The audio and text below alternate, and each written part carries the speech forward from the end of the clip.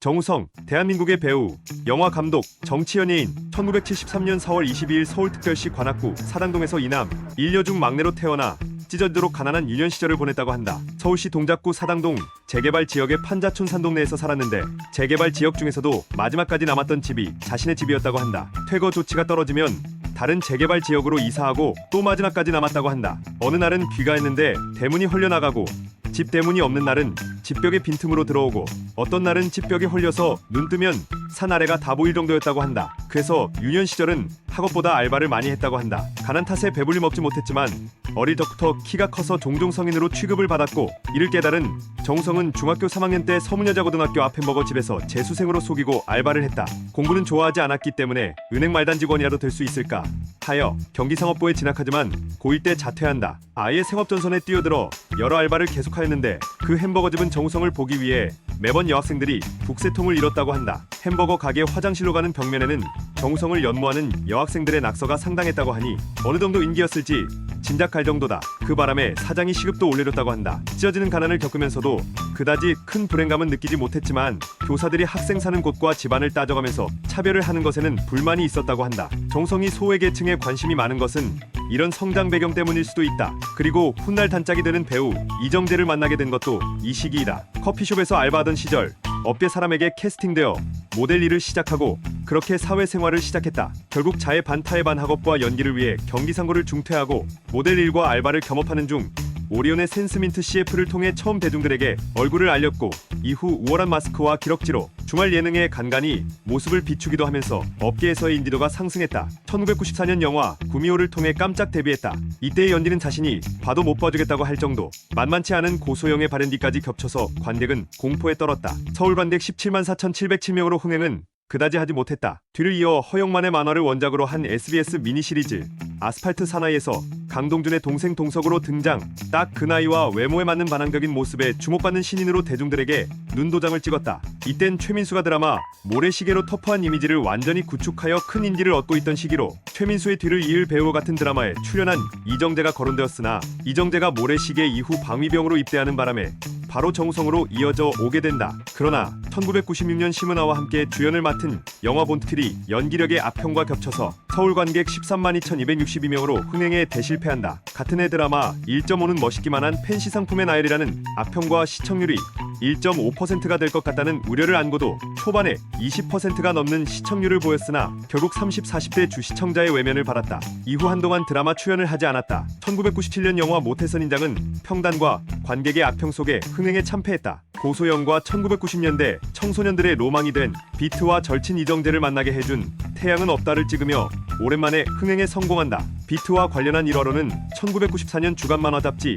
영챔프에 먼저 연재되던 원작 만화의 인기에 힘입어 1995년 당시 설문조사가 있었는데 주인공 이민 역으로 어느 청춘 스타가 어울리겠냐는 물음에 정우성이 1위를 차지한 것. 2위는 이정재였다. 이후 1996년 크랭크인하면서 주인공은 정우성이 되었다. 영화 비트는 1997년 5월에 개봉하여 20여만 명의 관객을 불러모았고 전국적으로는 100만여 명의 관객 수를 기록하며 당시 시점에서는 청춘 영화로는 드물게 흥행에 성공했다. 극장보다는 비디오 대여점에서 렌탈 순위에 지속적으로 랭크됐고 1980년대 영웅 본색, 첩혈상웅처럼 1990년대 시절의 10대 남성들의 로망과 판타지를 자극했다. 1999년 또 다시 고소영과 함께한 영화 러브는 서울 관객 14만 5,242명으로 흥행에 참패한다. 다행히 유령은 최민수의 호연에 힘입어 34만 7,965명의 관객으로 선방했다. 2001년 막대한 제작비를 들인 무사의 흥행 실패로 2000년대 초중반은 대체로 좋은 평가를 받지는 못하였다. 2003년 영화 침구로 800만 명이 넘는 대박을 친 곽경택 감독의 신작 동계로 많은 기대를 모았다.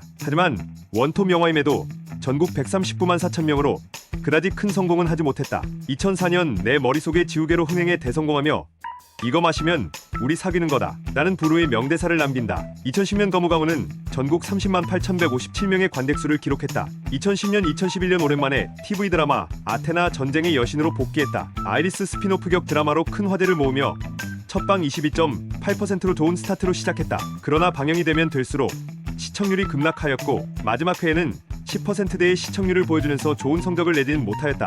2012년 스크린 대신 JTBC 창립 작품 빠담빠담을 통해 브라운관으로 복귀했다. 상대 배우는 한지민, 전과자의 애아빠인 캐릭터를 훌륭하게 소화하면서 정우성의 연기가 진보되었음을 보여주었다. 2020년 초에는 강철비가 개봉하였고 최종 178만 관객으로 마감하였다. 같은 해 지푸라기라도 잡고 싶은 짐승들에 출연하였으나 개봉 시기에 갑작스럽게 확산된 코로나 바이러스 감염 등 19로 인해 악재가 겹쳤다. 2021년 나라라 개천용의 주연으로 출연하는 소속사의 한 배우가 드라마 촬영 기간 중 음주운전을 하는 사고를 치고 말아 이를 메꾸기 위해 대체 배우로 투입되어 의도치 않게 브라운관에 복귀했다. 2022년 8월 청담부부라 불리는 이정재와 함께 헌트의 주연으로 출연했고 연기에 대한 평가는 호평이 주를 이루고 있다. 영화에 대한 평가도 좋고 흥행도 제법 하고 있어 필모그래피 상위권에 위치할 가능성이 높아졌다. 여기야 헌트가 제75회 칸 영화제 미드나잇 스크리닝에 초청받으면서 이정재랑 함께 칸 레드카펫을 밟는 기쁨을 누리기도 했다. 굵직한 커리어와 모두가 인정하는 외모에 비해 연기력은 다소 기복이 있다는 평가를 받는다. 데뷔부터 지금까지 분위기와 비주얼을 주무기로 특히 미남 배우 치고는 이례적으로 남성들에게 인기가 많았다. 표정 연기나 눈빛은 좋은 편이며 빠담빠담에서부터 연기가 안정화가 되었다는 평이 있다. 대체로 좋은 평을 받는 연기는 남에게 이용당하거나 궁지에 몰린 캐릭터를 연기했을 때다. 워낙 착하게 생긴 외모와 선한 이미지가 시너지를 일으켜서 이런 대역을 맡았을 때에 호평받는다. 반대로 정우성 본인이 주도하고 타인을 이용하는 배역, 특히 악역을 연기했을 경우는 좋은 평을 못 받았다. 물론 주도하는 배역이어도 목적이 선하거나 악인을 처벌한다는 등의 정의관이 뚜렷한 인물이면 괜찮은 평을 받는다. 대표적으로 헌트, 신의 한 수, 서울의 봄 등이 있는데 즉 철저하게 악역과 상성이 나쁜 배우다. 정우성 연기의 단점과 비판은 거의 대부분 발성과 발음에서 나온다. 목소리는 유니크하고 중후하지만 정작 발성이 애매해서 더 역효과가 난다. 표현, 눈빛, 표정, 포스처, 억양 전부 준수함에도 어색함이 보이는 건 이런 이유. 1999년작 러브 개봉 당시 영화평론가 김영진으로부터 정우성이 일상적이고 디테일한 연기를 이렇게 잘하는 줄 몰랐다며 칭찬을 받은 적이 있으나 고소영과 더불어 CF처럼 팬시 느낌 연기한다는 반대평도 있었다. 그래서인지 무사에서는 비트 이후 여전히 연기가 전혀 진보된 것이 없다는 호평을 받기도 하였다. 2003년작 영화 친구의 곽경택 감독 작품인 똥개에서는 파격적인 연기 변신으로 좋은 연기평도 받았지만 여전히 불호를 보이는 의견도 있었다. 아수라에서 연기는 표정은 다 괜찮았는데 욕설 대사 발음이 부자연스럽다는 평가를 받았다. 사실 아수라에서의 연기는 꽤 잘한 것이다. 일부 평론가들도 아수라가 정우성이 역대 최고 연기라고 할 정도. 가장 정우성과 오래 함께한 감독의 작품답게 정우성이란 배우를 가장 잘 활용하고 이미지도 적절히 활용했다는 평. 부산영화 평론가 협회상을 통해 생애 처음으로 나무주연상을 받았다. 강철비에서는 이 영화의 장점 중 하나로 뽑을 정도로 정우성의 연기력에 대해 호평들이 많았다. 다만 영화 초반부 칸에서의 대사를 못 알아들은 사람도 많았다는 반응이 있었다. 증인에서는 대체적으로 좋은 평을 받았다. 그간 맡은 많은 역할이 비일상적이고 힘을 줘야 되는 연기를 했다면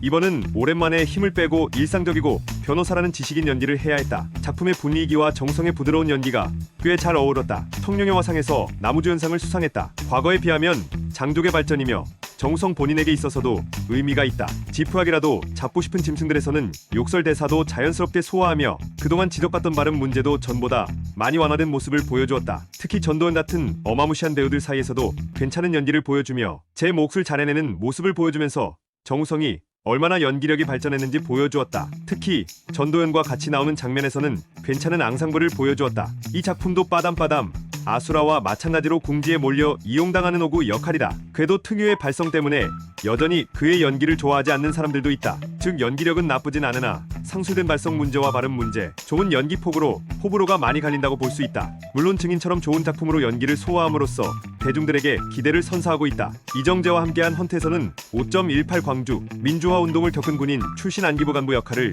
인상 깊게 선보였다. 이정재와의 공동 주연이라 자칫 비교될 수 있었지만 이정재의 시나리오를 3보 초려하면서까지 출연을 고민했다 보니 폭발하는 분노, 연기와 세수를 하며 고뇌하는 모습 등 디테일 하나하나 신경 쓴 모습에 공동 주연으로서 호평을 받았다. 그리고 김성수 감독과 함께한 서울의 봄에서는 참군인 이태신, 수경 사령관 역할을 맡아 호연을 보여줬다. 특히 이전에 장태환 사령관 역을 맡아 화제가 됐던 김기현 성우의 장포수와 비견될 정도로 캐릭터를 잘 살려내서 전두환을 연기한 황정민과 함께 영화를 성공적으로 이끌었다는 평가를 받고 있다. 정우성은 굉장한 스타성과 인지도를 가진 배우지만 그에 비해서 흥행 성적이 다소 떨어지는 편이었다. 망작들이 중간에 꽤나 섞여 있기 때문에 작품을 고르는 선관이 부족하다는 평가가 있었다. 물론 이에 대해 충무로를 이끄는 거장 감독들의 작품에 출연한 적이 없기 때문이라는 반론을 제기하기도 한다. 정우성의 경우는 앞선 대표적 거장들과 함께 작품을 한 적은 없지만 김성수, 곽경택, 허진호, 김지훈, 한재림, 양우석 등 충무로에서 나름대로 인정받은 감독들과 작업한 경력들도 있고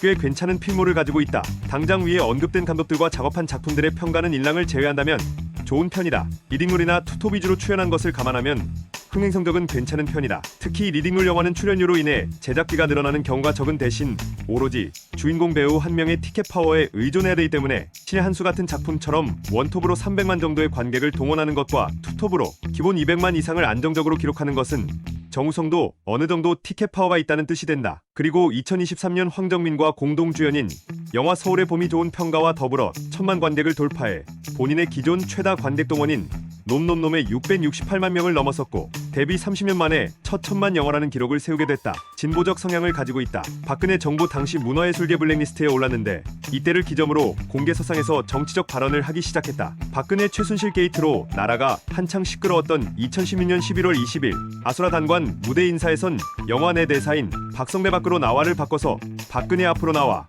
라고 외치기도 했다. 탄핵 정국이 이어지던 2017년 12월 JTBC 뉴스룸에 출연해 손석희 앵커와 인터뷰를 하면서 정치 철학을 피력하기도 하는 등 박근혜 탄핵의 시기에 사회적 의식을 많이 표출하기 시작했다. 2018년에는 세월호 다큐 영화인 그날 바다의 나레이션을 맡았다. 정치적 발언을 하는 것에 대해서 정우성은 독재 시기를 거치면서 한국은 정치적 발언을 하면 압력이 들어오는 분위기가 되었고 정치가 일상에서 멀어져 버렸다. 국민이 나라의 부조리에 대해 스스럼없이 말할 수 있어야 정치가 발전할 수 있다고 생각한다. 고 인터뷰하기도 했다. 2014년에 유엔 난민기구 명예사절로 위촉되면서 2014년 네팔을 시작으로 남수단, 레바논, 이라크에 이어 방글라데시 콕스 바자르에 있는 로힝야 난민촌을 방문하고 매년 5천만 원의 후원금도 난민기구에 내고 있다. 그러던 중 2018년 6월 20일 자신의 인스타그램을 통해 제주 난민 사태 신청자 관련 유엔 난민기구의 입장을 공유하며 난민과 함께 해달라, 이들에 대한 이해와 연대로 이들에게 희망이 되어달라고 적었으며 정우성은 또 오늘은 세계 난민의 날이라며 전 세계에서 6,850만 명의 사람들이 집을 잃었고 이 중 120만 명은 2017년 한 해 동안 집을 잃었다고 덧붙였다. 정우성은 난민 유입 시 예상되는 반발 또한 결코 무시해서는 안 된다며 존중해야 한다고 인터뷰하였다. 다만 난민 수용을 반대하는 목소리 중에는 무조건 싫어, 내가 뭔데 감히 말을 짓거리냐는 격양된 표현을 하는 사람 또한 존재하며 현재의 논의가 너무 감정적으로 흐르지 않도록 차분하고 이성적이게 생각을 나눠볼 것을 제안하였다. 또한 난민법과 난민 협약, 난민에 대한 이해를 촉구하면서 난민을 잠재적 범죄자가 아니라 동등한 인격체로 봐줄 것을 호소하였다. 또한 제주도가 예멘을 비자 없이 들어올 수 있는 나라에서 제외하고 출도 제한 조치를 취한 것에 대해서는 비판적이기는 하지만 우리나라 국민의 불안감을 안심시키기 위해서라면 받아들일 수 있다고 인터뷰하였다. 덧붙여 정우성은 자국민의 인권과 난민의 인권을 저울질하는 것은 모두가 같은 인격체인 이상 결코 옳지 못하며 도리어 현재 한국이 난민을 받아들이는 책임과 여유를 발휘할 줄 아는 나라임을 알린다면 이를 통해서 국제무대에서 더 큰 힘을 얻을 수 있을 것이라고 제언하였다. 정우성이 난민을 받아들였을 때의 위험성이나 문제점을 경시하고 일방적으로 자신의 입장을 계속 전파하고 있는 것도 문제라는 의견도 곱씹을 필요가 있다. 한마디로 이상론에 치우쳐 있다. 다 그렇다고 볼 수는 없지만 제3세계에 변질된 이슬람 문화의 경우 명예살인이나 여성의 극도로 낮은 인권 등과 같이 현대 인류의 보편적 가치에 정면으로 어긋나는 것들이 많으며 자유민주국가를 지향하는 대한민국의 국민들의 가치와 잘 융화될 수 있을지 미지수이다. 무릎팍도사에서 데뷔 초창기부터 상대 역을 맡아왔던 고소영에게 마음이 있었다는 걸 비치기도 했다. 고소영과 사귀는 줄 알고 있었던 정우성의 어머니가 장동건과 고소영이 결혼할 때 매우 아쉬움을 비치기도 했다고 한다. 또한 윤종신이 자신을 닮았다는 얘기를 방송에서 한 것에 대해 어떻게 생각하냐고 하자 헛웃음을 지으면서 말을 잇지 않았고 이에 강호동이 윤종신에게 보내는 영상 메시지를 해달라고 주문하자 부탁입니다, 앞으로 그러지 말아주세요라고 하였다. 웃으면서 말하긴 했지만 진짜로 많이 싫어한 것 같다. 태양은 없다에서 만난 이정재와 연예계에서 알아준 절친이며 같이 패션 사업도 하고 CF에도 출연하고 술도 마시는 인생의 동반자 같은 사이. 재밌는 건 둘은 그렇게 체한데도 아직까지 말을 놓지 않고 있다고 한다. 정우성은 사회생활에서 만난 친구라 존중 차원에서 존댓말을 쓴다고 한다. 이정재도 어색하지 않고 편하다고 이야기했다. 존댓말을 하면서 서로 존중하는 버릇이 생겨 싸울 일이 거의 없다고 한다. 그래서인지는 불명이지만 2021년 10월 25일 구글에 등록된 정우성의 프로필에 이정재가 정우성의 배우자로 기대되는 해프닝이 일어났다. 구글이 위키백과 정보를 잘못 인용하면서 발생된 오류로 추정되며 현재는 수정되어 프로필에서 배우자 항목 자체가 삭제된 상태라고. 대표적인 탈모 연예인이다. 데뷔 시절인 20대 초부터 M자 탈모가 심했다. M자인데다가 좌우 탈모 상태가 비대칭이기까지 했다. 젊은 시절 심한 M자 탈모 때문에 지금과 달리 거의 앞머리를 내리는 헤어스타일을 고수했다. 하지만 앞머리 사이로 갈라지는 M자를 숨기기는 어려웠다. 나이가 20대 중반으로 가면서 탈모가 더 심해졌는데 가끔 앞머리를 올린 사진을 보면 M자가 심하게 빠지고 있는 모습을 볼 수 있다. 특히 1998년 개봉한 일용에서 군인 신분상 어쩔 수 없이 짧은 머리를 올리고 나왔는데 심각한 머리 상태가 여지없이 드러나고 말았고 팬들은 깊은 충격에 빠졌다. 그러고 얼마 후 결국 모발 이식 수술을 받았다. 모발 이식 경과는 매우 훌륭하다. 당시에는 국내 모발 이식 기술이 발전 단계에 있었기 때문에 모발 이식 실패 사례가 매우 많았고 많은 탈모인들이 비용적인 문제보다 실패의 위험성 때문에 수술을 망설이는 경우가 많았다. 정우성의 모발 이식 성공은 당시 탈모 사이트에서 많은 탈모인들에게 희망과 용기를 주었다. 이후에도 몇 차례에 걸쳐 모발 이식을 받은 듯하다. 모발 이식 수술을 받고 나서는 머리를 넘기고 다니는 경우가 많다. 연출에 관심과 의욕이 있어서 그 아래 뮤직비디오를 여러 편 감독하기도 했었고 알게 모르게 단편 영화대도 제작하기도 한다. 2012년 부산국제영화제는 배우서가 아닌 단편 영화 심사위원으로 영화제의 다른 나라 감독들과 같이 레드카펫을 밟았다. 그의 말에 따르면 올해부터 좀 더 의욕적으로 해보려 한다고. 그러던 중 2013년 출시된 갤럭시 S4엔 런칭 마케팅의 일환으로 다른 3명의 감독 겸 배우들과 갤럭시 폰을 이용한 단편 영화 제작에 참여했다. 배우 출신답지 않은 매끄러운 연출력이 있다는 평이다. 2017년 12월 20일 SBS 주영진의 뉴스브리핑에 유엔 난민기구 친선대사로서 출연해 지난 8월 로힝야족 난민촌에 다녀온 이야기를 하면서 국가와 사회에 관련된 현안에 대해 이야기할 때 정치적 발언이라는 프레임으로 이를 자제하려는 사회적 분위기가 있는데 이는 바람직하지 않다고 생각한다면서 국민의 관심이 바람직한 국가와 정치인을 만든다 고 말했다. 같은 날 KBS 1 내시 뉴스 중에도 출연했는데 특별히 근래 들어서 관심을 갖고 있는 사안들이 있나요?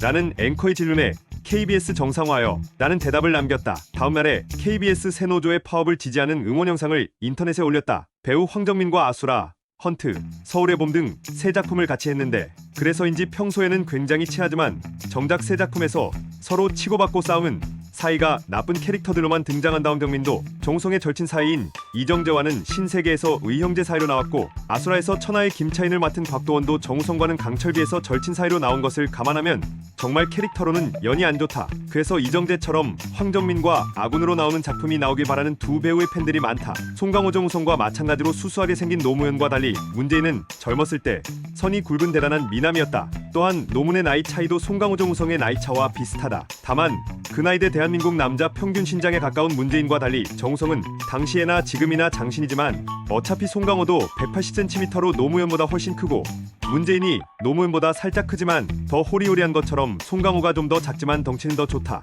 게다가 달변인 노무현, 다소 늘변인 문재인처럼 송강호의 대사 처리 능력은 청산유수지만 정우성은 그렇게까지 뛰어나진 않다.